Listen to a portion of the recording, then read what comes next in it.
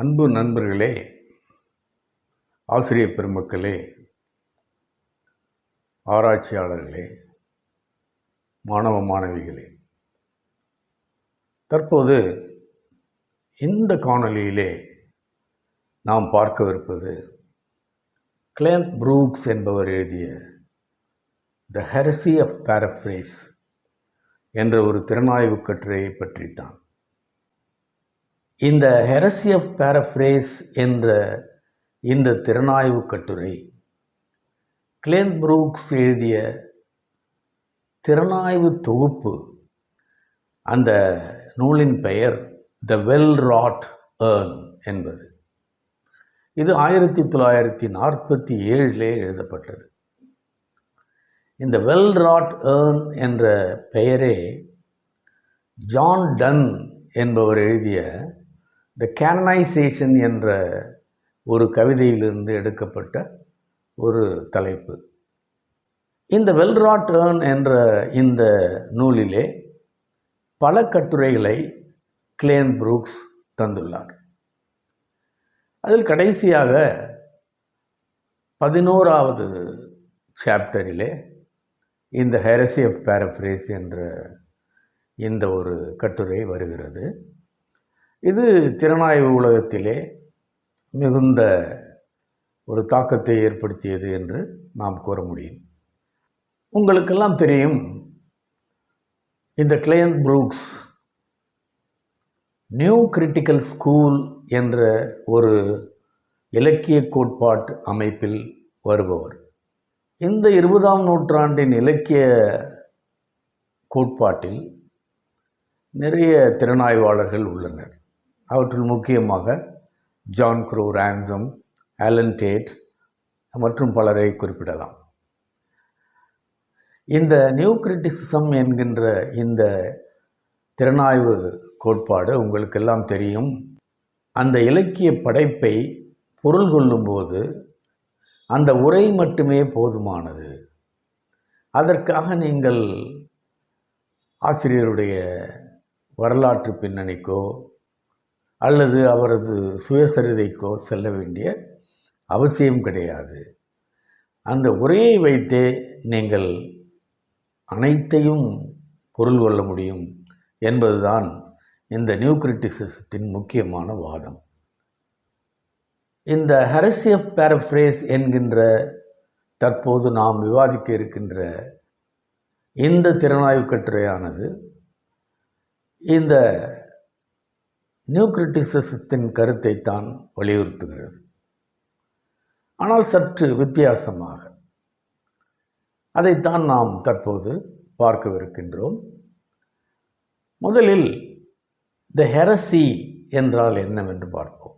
இந்த ஹெரசி என்ற வார்த்தைக்கு என்ன பொருள் என்றால், பலராலும் இதுதான் உண்மை என்று ஏற்றுக்கொள்ளப்பட்ட ஒரு விஷயத்தை அல்லது ஒரு நம்பிக்கையை அல்லது ஒரு கருத்தாக்கத்தை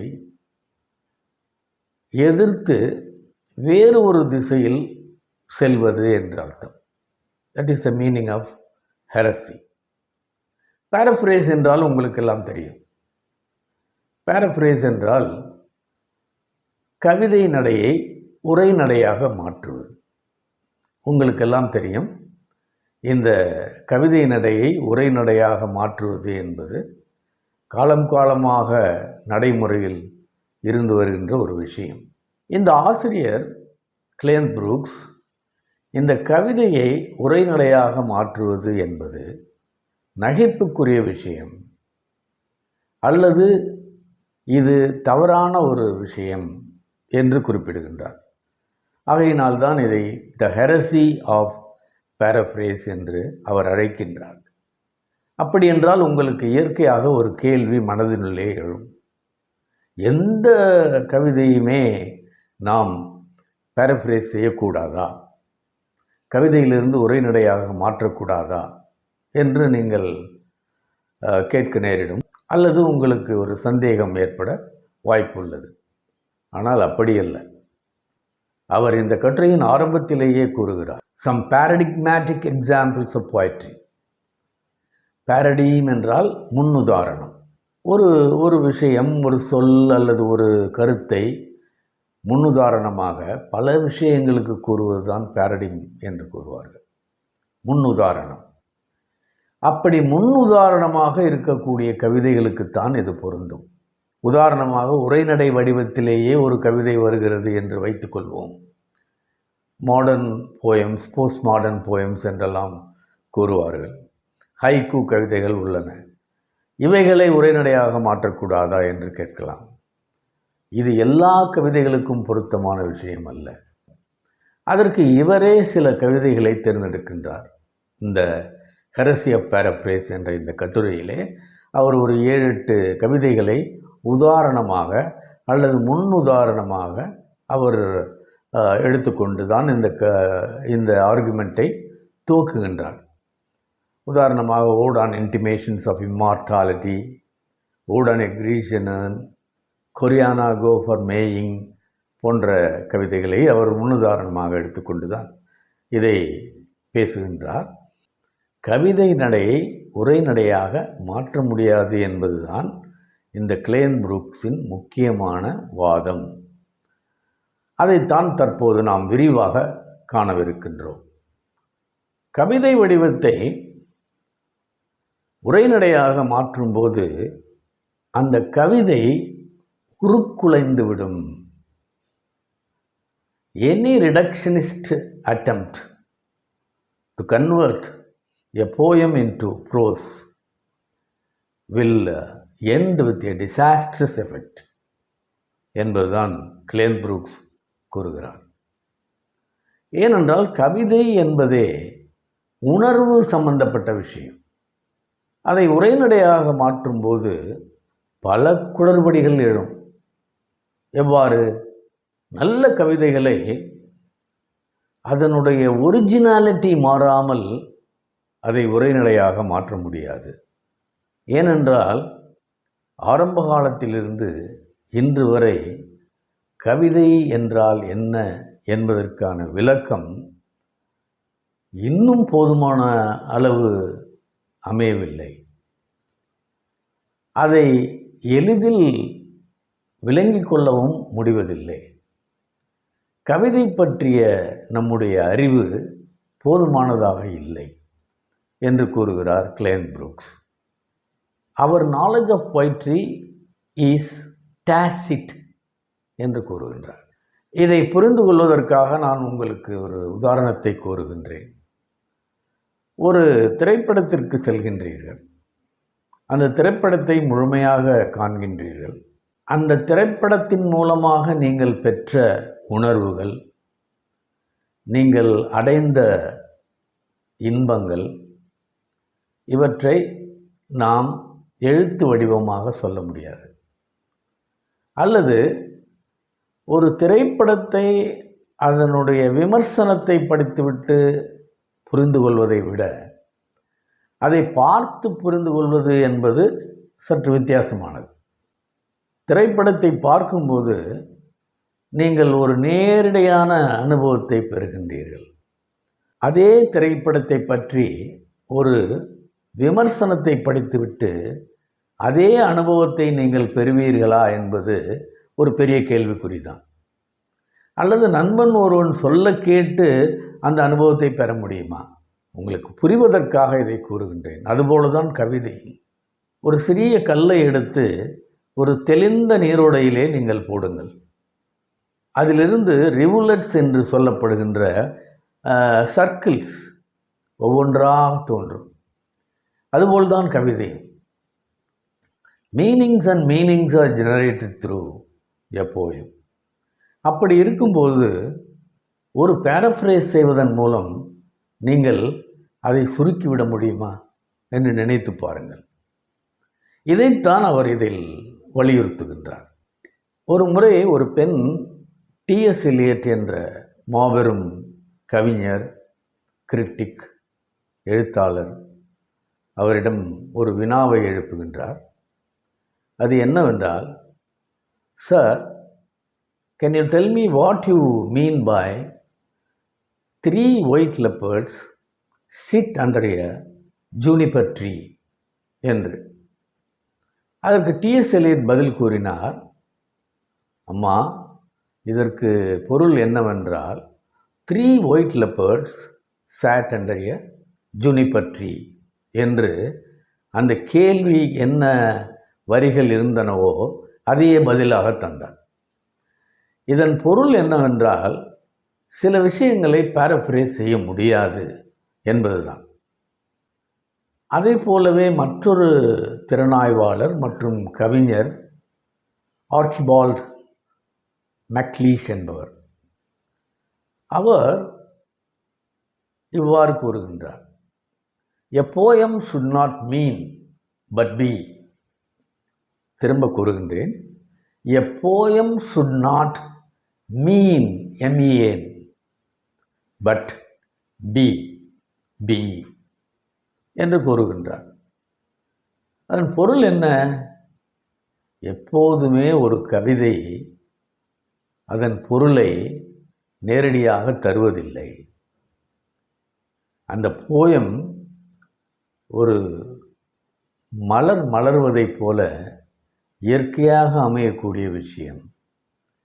அது பார்ப்பவருக்கும் உணர்பவருக்கும் உள்ள ஒரு தொடர்பு என்ற ஒரு பொருளிலே அவர் அவ்வாறு கூறுகின்றார்.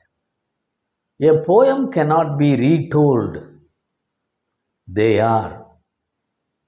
கிட்டத்தட்ட இவர் கூறியதும் டிஎஸ் எலியட் கூறியதும் ஒன்றுதான். A poem should not mean but be. Some poems are not paraphrasable or rephrasable என்பதுதான் இங்கே கிளேன் புரூக்ஸ் கூறுவது. கவிதை என்பது ஒரு ஆம்பிகுவஸ் டெக்ஸ்ட் மாத்திரம் அல்ல, அது இன்ட்யூட்டிவானது. இன்ட்யூஷன், இன்ட்யூட்டிவ், உணர்வுகளால் புரிந்து கொள்ளக்கூடியது. அது லாஜிக்கலாகவோ அல்லது ஃபேக்சுவலாகவோ அல்லது ப்ரூஃப்ஸ் வைத்துக்கொண்டு பேசுவதோ கிடையாது. கவிதை என்பது உணர்வு பூர்வமானது. அப்படி இருக்கும்போது அதை பேரஃப்ரேஸ் பண்ணுவது என்பது எவ்வளவு ஆபத்தான விஷயம் என்று கூறுகின்றார். மேலும் கவிதை என்பது ஒரு கூட்டு கலவை. It is a mixture of both form and content. உதாரணமாக அதிலே கண்டென்ட் இருக்கும், அதை தவிர பொய்டிக் டிவைசஸ் ஆன rhyme, rhythm, images, style, sound, metaphor, ambiguity போன்ற கூறுகளும் அடங்கியிருக்கும். ஃபார்ம் அண்ட் கண்டென்ட் இவை இரண்டும் பிரிக்க முடியாதது என்று கூறுகின்றார் கிளேன் புரூக்ஸ். பல பேர் ஃபார்ம் என்றால் எவ்வாறு புரிந்து கொண்டிருக்கின்றார்கள் என்றால், ஃபார்ம் என்பது ஏதோ ஒரு கவர் போலவும், என்வெலப், அதன் உள்ளே இந்த பொய்டிக் டிவைசஸை போட்டு வைப்பது போலவும் பலர் நினைத்து கொண்டிருக்கின்றனர். இந்த ஒரு கம்பேரிசனை கிளேன் புரூக்ஸே கூறுகின்றார்.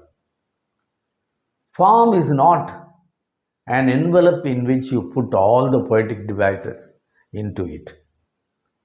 ஆகையினாலே அவர் ஃபார்ம் என்ற வார்த்தையை தவிர்க்கின்றார். அதை ஸ்ட்ரக்சர் என்று கூறுகின்றார். Poem is a structure.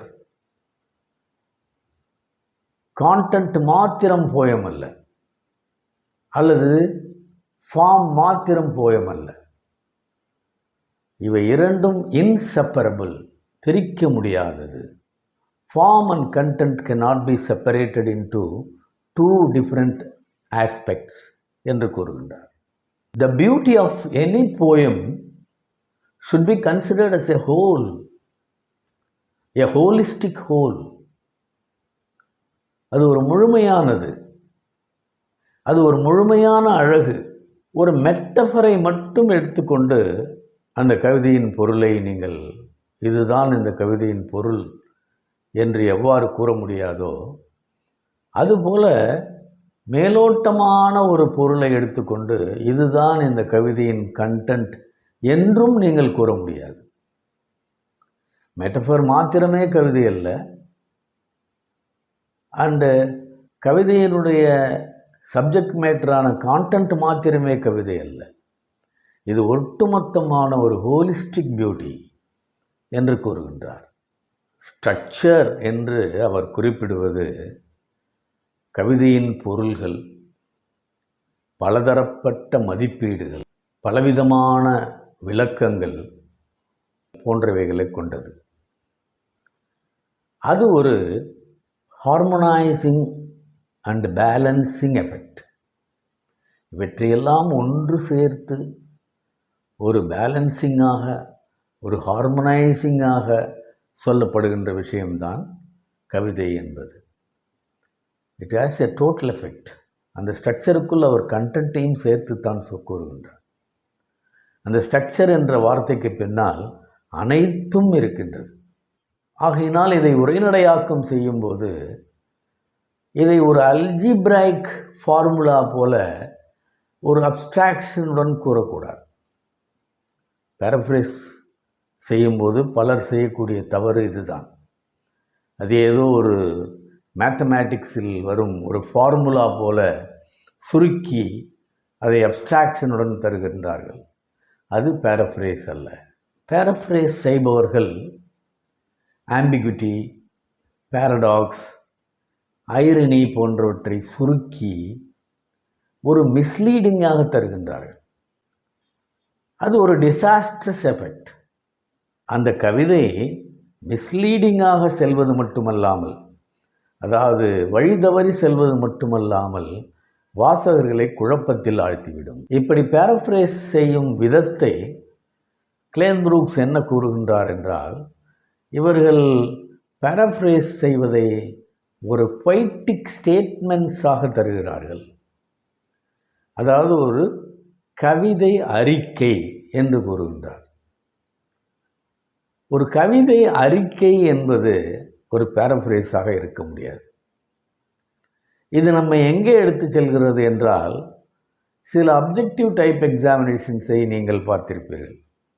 அதிலே ட்ரூ ஆர் ஃபால்ஸ் என்று சில கொஸ்டின்ஸ் வரும். இது உண்மையா தவறா என்று. அப்படிப்பட்ட ஒரு நிலைக்கு கொண்டு போய் இந்த பேரஃப்ரேஸ் தள்ளக்கூடாது, தள்ளிவிடும். ஒரு கவிதையின் பொருள் என்பது அவ்வாறு முடியக்கூடாது. இது சயின்ஸ் அல்ல, இது ரிலீஜியன் அல்ல, இது ஃபிலாசபியும் அல்ல, இது poetry. Poetic language or poetic knowledge is different from science, philosophy and religion. அதை நாம் புரிந்து கொள்ள வேண்டும். ஸோ பேரஃப்ரேஸ் செய்யும்போது நீங்கள் பொய்டிக் ஸ்டேட்மெண்ட்ஸை உருவாக்குகிறீர்கள், ஒரு கவிதை அறிக்கையை உருவாக்குகிறீர்கள் என்று இங்கே கிளேன் புரூக்ஸ் கூறுகின்றார். அந்த கவிதை அறிக்கைக்கு மற்றொரு பெயரை கூட நீங்கள் வைக்கலாம், ரேஷனல் மீனிங். ரேஷனல் மீனிங் என்றால் அங்கே என்ன தரப்பட்டிருக்கிறதோ அதை அப்படியே உரைநடையிலே கூறுவது. இதை ரேஷனல் மீனிங் என்று கிளேன் புரூக்ஸ் கூறுகின்றார். ரேஷனல் மீனிங் என்று சொல்லப்படுவதற்கும் இன்னர் மீனிங் என்று கூறப்படுவதற்கும் வித்தியாசம் உண்டு. இன்னர் மீனிங் என்பது ஒட்டுமொத்தமாக அந்த ஸ்ட்ரக்சர் ஆஃப் த போயம் அதை புரிந்து கொண்டு ஒரு முடிவுக்கு வருவது. ரேஷனல் மீனிங் என்பது அப்படியே அந்த பேரஃப்ரேஸில் கவிதையில் உள்ளது உள்ளவாறே அப்படியே டிரான்ஸ்லேட் பண்ணி தரப்படுவது. இது டிரான்ஸ்லேஷனுக்கும் பொருந்தும். உதாரணத்திற்கு ஒரு கவிதையை அவர் கூறுகின்றார். அது ராபர்ட் ப்ரௌனிங் என்ற கவிஞர் எழுதிய எ செரனேட் அட் த வில்லா என்ற கவிதையிலிருந்து 2 வரிகளை அவர் குறிப்பிடுகின்றார். ஸோ ஓவர் த நைட் என்பதை பேரஃப்ரேஸ் செய்யும்போது பலரும் தஸ் த நைட் பாஸ்ட் என்று உரைநடையிலே குறிப்பிடுகின்றார்கள். இதைத்தான் ரேஷனல் மீனிங் என்று கிளேன் புரூக்ஸ் கூறுகின்றார். So over the night is paraphrased by many people as thus the night passed. ஆனால் அந்த இன்னர் மீனிங்கை தவறவிட்டு விடுகின்றார்கள். இங்கே அந்த ஸ்ட்ரக்சர் என்ற சொல்லப்படுகின்ற ஒட்டுமொத்தமான ஒரு விஷயத்தை கணக்கில் எடுத்துக்கொள்ளாமல் அதற்கு பக்கத்திலேயே இருக்கும் ஒரு எக்ஸ்பிரஷன் ஈஸ்ட் வாஸ் கிரே என்பதையும் கணக்கில் எடுத்துக்கொள்ளாமல் இவர்கள் அந்த ரேஷனல் மீனிங்கை பேரஃப்ரேஸ் செய்கின்றார்கள். ஆனால் இதன் உண்மையான பொருள் என்னவென்றால், the speaker of the poem was so tired, so exhausted, so wore the night means the speaker of the poem or the person protagonist is so tired, so exhausted என்று the east was grey என்கின்ற மெட்டஃபரையும் சேர்த்து கணக்கிலிட்டு இதன் inner மீனிங்கை அறிய வேண்டும். அதுதான் ஒரு உண்மையான விளக்கமாக இருக்க முடியும் என்று கூறுகின்றார். இங்கே பலர் அவ்வாறு பேரஃப்ரேஸ் செய்ய முடிவதில்லை என்று கூறுகின்றார் கிளேன் புரூக்ஸ். இப்படி பேரஃப்ரேஸ் செய்யும்போது அவர்கள் மீட்டர், ரிதம், ரைம் போன்றவற்றை கணக்கில் எடுத்துக்கொள்கின்றார்கள். ஆனால் அந்த பொய்டிக் பவரை மறந்து விடுகின்றார்கள் என்று கூறுகின்றார். இதை கிளேன் புரூக்ஸ் லூஸ் பேரஃப்ரேசிங் என்று கூறுகின்றார். இங்கே அவர்கள் உணர்வுகளை கணக்கில் எடுத்துக்கொள்வதில்லை. They do not generate the real feelings of the poet.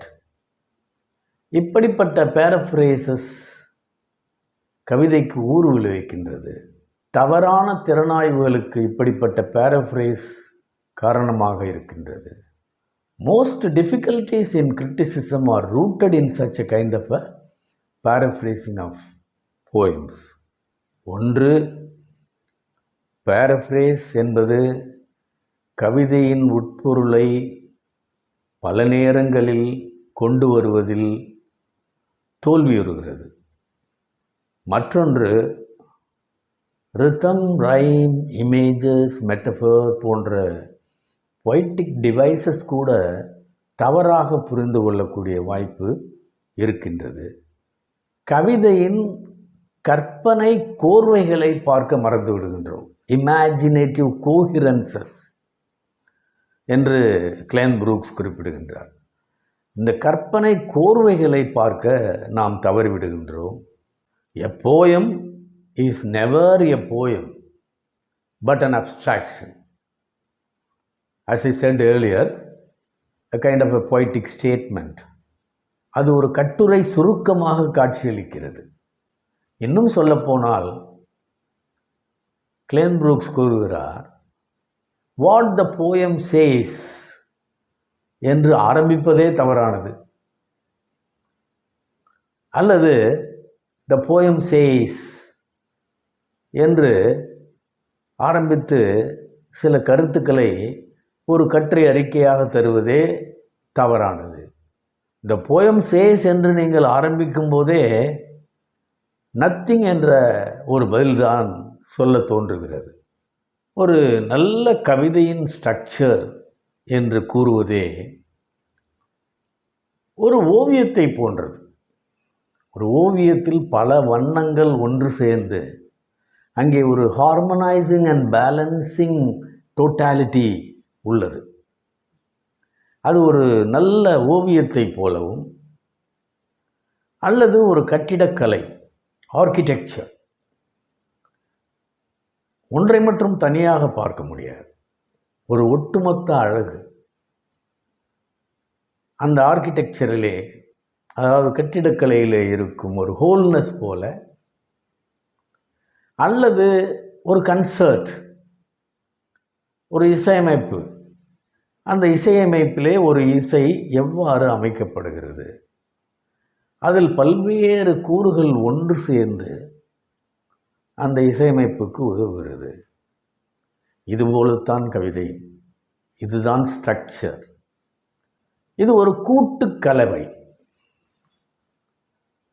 இது ஒரு கூட்டுக்கலவை, இது ஒரு கூட்டுக்கலை என்று கிளேன் புரூக்ஸ் கூறுகிறார். பிறகு இவர் நாடகத்துடன் கவிதையை ஒப்பிடுகின்றார். ஒரு நாடகம் என்பது பல்வேறு அம்சங்களை கொண்டது. அங்கே பிளாட் இருக்கின்றது, கேரக்டரைசேஷன் இருக்கின்றது, அதில் கிளைக்கதைகள் வருகின்றன. சில சமயங்களில் அந்த கிளைக்கதைகள் அந்த முன்னிறுத்தப்பட்ட கதையுடன் ஒன்று சேர்ந்து வரும், ஒரு ஷேடு போல. அதில் ஐரணி வருகிறது, அதில் பேரடாக்ஸ் வருகின்றது. இவையெல்லாம் அடங்கிய ஒரு ஒட்டுமொத்தமான விஷயம்தான் நாடகம் என்பது. அங்கே ஒரு ஆரம்பம், ஒரு சிக்கல், அந்த சிக்கல் அவிழ்க்கப்படுவது, கிளைமேக்ஸ் அல்லது எண்ட் என்று பல கூறுகளை உடையதாக நாடகம் இருக்கின்றது. இந்த கவிதை கூட கிட்டத்தட்ட அப்படித்தான் நீங்கள் அணுக வேண்டும். இங்கே கூட ஆல் த டிவைசஸ், ஆனால் அங்கே நாடகம் நடிக்கப்பட்டு விடுகிறது. பார்வையாளர்கள் பார்த்துவிட்டு அதை என்ஜாய் செய்துவிட்டு வந்து விடுகின்றார்கள். ஆனால் கவிதை என்பது அவ்வாறு அல்ல. அதை நாம் படித்து உணர்ந்து கொள்கின்றோம். ஆனால் இந்த நாடகத்திலே காணப்படும் அத்தனை கூறுகளுமே இதிலும் இருக்கிறது. ஆனால் நீங்கள் கேட்கலாம், இங்கே எங்கே கிளைமேக்ஸ் இருக்கிறது, இங்கே எங்கே ஆரம்பம் இருக்கிறது, இங்கே எங்கே சிக்கல் இருக்குது? அதெல்லாம் இருக்காது. ஆனால் இந்த பொய்டிக் டிவைசஸ் இவைகள்தான் அந்த நாடக கூறுகளைப் போல உள்ளது. ஒன்றில்லாமல் மற்றொன்று இல்லை என்று கிளேன் புரூக்ஸ் நாடகத்தை கவிதையுடன் ஒப்பிட்டு கூறுகின்றார். அதைப்போல்தான் கவிதையிலும் இவர் 2 உதாரணங்களை தருகின்றார். ஒன்று கீட்ஸ் எழுதிய ஓட் ஆன் எ கிரீஷ்மன் என்ற கவிதை. அதில் வரும் கடைசி வரிகள், truth is beauty, beauty is truth, that is all E need to know on earth என்று ஒரு எக்ஸ்பிரஷன் வரும். இதை போலவே ராபர்ட் ஹெர்ரிக் என்ற கவிஞர் எழுதிய கொரியானா கோ ஃபார் அ மேயிங் என்ற போயம், அதிலே வரும் கடைசி வரிகள், இந்த 2 வரிகளையும் அவர் ஒப்புமைப்படுத்தி ஒன்றை கூறுகின்றார். அந்த 2 கவிதைகளையும் புரிந்து கொள்பவர்கள் சற்று ஆழமாக கவிதையை படித்து புரிந்து கொள்ள வேண்டும். இல்லை என்றால், நான் ஏற்கனவே கூறினேன் அல்லவா, உங்களை கொண்டு போய் மிஸ்லீடிங்காக ஒரு பள்ளத்தில் தள்ளிவிடும் என்று, அதுபோல் நிலைமை ஆகிவிடும். ஓட் ஆன் எ கிரீஷ்மன் என்ற இந்த கவிதையை நீங்கள் படிக்கும்போது truth is beauty and beauty is truth என்று வரும் அந்த poetic expression, it stands in isolation. அப்படியே தனித்து நிற்கிறது. அதை பல பேரஃப்ரேஸ் செய்யும் ஆசிரியர்களோ அல்லது திறனாய்வாளர்களோ அதை அப்படியே நான் ஏற்கனவே கூறிய மாதிரி ஒரு ரேஷனல் மீனிங்குடன் அதை தருகின்றார்கள். அவர்கள் சுருக்கமாக லைஃப் இஸ் ஷார்ட் என்பதைத்தான் இந்த கவிதை கூறுகிறது. இந்த கவிதையிலே கடைசியாக அவர் இவ்வாறு கூறுகின்றார் என்ற ஒரு ரேஷனல் மீனிங் அடிப்படையிலே அந்த கவிதையை முழுமையாக புரிந்து கொள்ளாமல் அவர்கள் இந்த பொருளை தருகின்றனர். அதை போலவே கொரியானா கோ ஃபார் அ மேயிங் என்ற ராபர்ட் ஹெர்ரிங் எழுதிய இந்த கவிதையை பாருங்கள். அந்த கவிதை வரிகளை நான் தற்போது தருகின்றேன், அதை உற்று நோக்குங்கள்.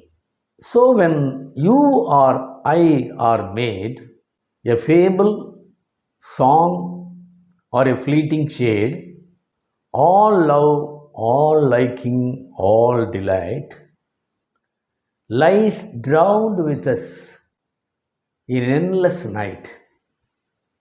அடுத்து வரும் வரிதான் மிக முக்கியமான வரி. Then while time serves and we are but decaying, come my Koryana, come, let's go a-maying என்று இந்த வரிகள் கடைசி ஸ்டான்ஸாவாக ராபர்ட் ஹெர்ரிங்கால் கூறப்படுகிறது. இந்த கவிதை என்னவென்றால், அந்த மே மாதம் 1 தேதி 1 மே, அப்பொழுது ஸ்ப்ரிங் சீசன் தொடங்கி விடுகிறது. அங்கே ஒரு ரிச்சுவல். அந்த ரிச்சுவல் என்னவென்றால், எல்லோரும் அந்த மே மாத 1 நாள், அந்த மே 1 அன்று கருக்களிலே அனைத்து ஆண்கள் பெண்கள் எல்லோருமாக சேர்ந்து அந்த ஆதவனை வரவேற்க சென்று நிறைய பூக்களை பறித்து கொண்டு வருவார்கள். ஆகையினால் இந்த காதலன் அந்த காதலியை எழுப்புகின்றான். அவள் நன்றாக தூங்கிக் கொண்டிருக்கின்றாள். எல்லோரும் செல்கிறார்கள். எல்லோரும் மகிழ்ச்சியாக இருக்கின்றார்கள். நீ சீக்கிரம் கிளம்பு, நீ கிளம்பாவிட்டால் அந்த அரிய சந்தர்ப்பத்தை நாம் தவறவிட்டு விடுவோம் என்று பல உதாரணங்களுடன் அவனுடைய காதலையும் அவன் காதலியின் மேல் இருக்கும் அக்கறையும் சேர்த்து அவன் கூறுகின்றான். இப்படித்தான் அந்த கவிதை போகிறது. நீங்கள் அந்த கவிதையை படித்து பாருங்கள். கொரியானா கோ ஃபார் எ மேயிங் என்ற கவிதை. அதுவும் குறிப்பாக அந்த ஒரு வரியை கவனியுங்கள். தென் while time serves we are but decaying என்று ஒரு வரி வரும். கிட்டத்தட்ட இந்த வரியும் அங்கே நீங்கள் பார்த்த beauty is truth and truth beauty என்ற வரியும் கிட்டத்தட்ட ஒன்றுதான். இந்த கவிதையை ஆழமாக படிக்கும்போது, முதலில் பார்க்கும்போது இந்த கவிதை ஒரு ரிலீஜியஸ் போயம் போல தொடங்கும். ஆனால் முடிவிலே இது ஒரு பேகன் எலிமெண்ட்டோட முடியும். ஆகையினாலே இதை நீங்கள் நன்றாக புரிந்து கொண்டு படிக்க வேண்டும். கடைசியாக அவர் நேரத்தை பற்றி பேசுகின்றார். நம் காதலுக்கு எவ்வளவு சுருக்கமான நேரம்தான் உள்ளது. Life is but decaying. ஆனால் 2 கவிதையிலுமே நீங்கள் பார்க்க வேண்டிய ஒரு விஷயம் உள்ளது. இதை ரேஷனல் மீனிங்காக பேரஃப்ரேஸ் செய்யாமல் ஒட்டுமொத்த கவிதையும் நீங்கள் புரிந்து கொள்ள வேண்டும். ஏனென்றால் அந்த beauty is truth and truth beauty என்ற அந்த வரியிலே வரும் அந்த விஷயத்திற்கு முன்பாக என்னென்ன விஷயங்கள் இருக்கின்றன. அந்த லவர்ஸ் அந்த மரத்தடியிலே அமர்ந்து கொண்டு என்றுமே மாறாத அந்த ட்ரீ, அந்த ட்ரீக்கு சீசன்ஸே கிடையாது. த lower is about to kiss is beloved. அது ஹியூமன் லவ் போன்றது அல்ல, இது ஒரு டிவைன் லவ்.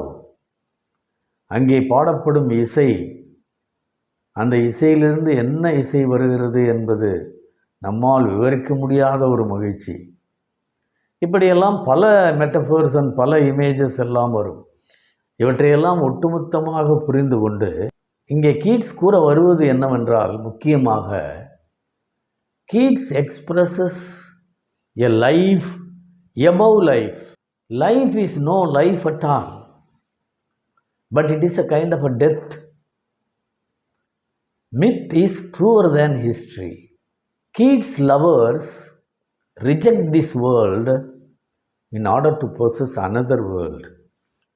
ஸோ இங்கே உட்பொருள் இவ்வாறு உள்ளது. இந்த உட்பொருளை அறிந்து கொள்வதற்கு வெறும் சில வரிகளின் மேலோட்டமான ஒரு அர்த்தத்தை வைத்து பேரஃப்ரேஸ் என்பது கிட்டத்தட்ட தற்கொலைக்கு சமமானது என்று கூறுகின்றார். கிட்டத்தட்ட கோரியானா கோ ஃபார் அ மேயிங்கும் அப்படித்தான். அது ஒரு சாதாரணமான ஒரு ரிச்சுவல், ஒரு கொண்டாட்டம் பற்றிய பாடல் அல்ல. அந்த பாடலிலே ஒரு உட்பொருள் இருக்கிறது. கடைசியாக ஒரு விஷயத்தை நாம் புரிந்து கொள்ள வேண்டும். கவிதை என்பது ஒரு அறிவியலோ அல்லது தத்துவமோ அல்லது மத சம்பந்தப்பட்ட விஷயமோ அல்ல. உதாரணமாக அறிவியலிலே எ ஃபேக்ட் என்பது இட்ஸ் அ ஃபேக்ட். ரிலீஜியனில் ஒரு டாக்மா என்பது டாக்மா, ஃபிலாசபியும் அப்படித்தான், அது மாறாதது. ஆனால் கவிதை என்பது வேறு. A philosophical, religious and scientific language is different from a poetic language. கடைசியாக ஒரு உதாரணத்துடன் கூறுகின்றார் கிளென் புரூக்ஸ். ஒரு வாளியிலே ஒரு ஸ்டிக்கை எடுத்து அந்த வாளியிலே வைக்கின்றீர்கள். அந்த வாளியிலே வைக்கும்போது அதன் மேல் பகுதி நேராக இருக்கும். அந்த தண்ணீரினுள் உள்ள பகுதி சற்று வளைந்து காணப்படும். இவ்வாறு தான் பல நேரங்களிலே பேரஃப்ரேஸ் செய்யப்படுகிறது. அதன் உண்மையான உட்பொருள் புரிந்து கொள்ளப்படுவதில்லை என்று இந்த ஹெரசி ஆஃப் பேரஃப்ரேஸ் என்ற கடைசி கட்டுரையிலே கிளென் புரூக்ஸ் கூறுகின்றார். இது போன்ற கவிதைகளை மேலும் பின்வரும் காலங்களிலே நிறைய பார்ப்போம். நன்றி, வணக்கம்.